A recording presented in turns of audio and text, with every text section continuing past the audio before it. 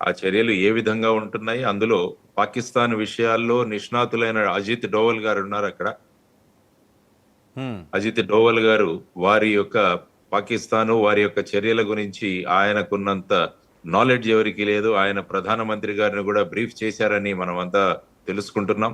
కాబట్టి దాని తరువాత ఏ విధమైన చర్యలు తీసుకుంటున్నారని ఒక రకంగా చూస్తే మన రాజ్నాథ్ సింగ్ గారి స్టేట్మెంట్స్ ఏవైతే వస్తున్నాయో అవును. వాటి నుంచి ఏ విధమైన వ్యూహాత్మక రచనలు మన భారతదేశం సైన్యము మన ప్రధానమంత్రి గారి ఆధ్వర్యంలో జరుగుతోంది అన్నది మనందరికీ కూడా తెలుస్తుంది.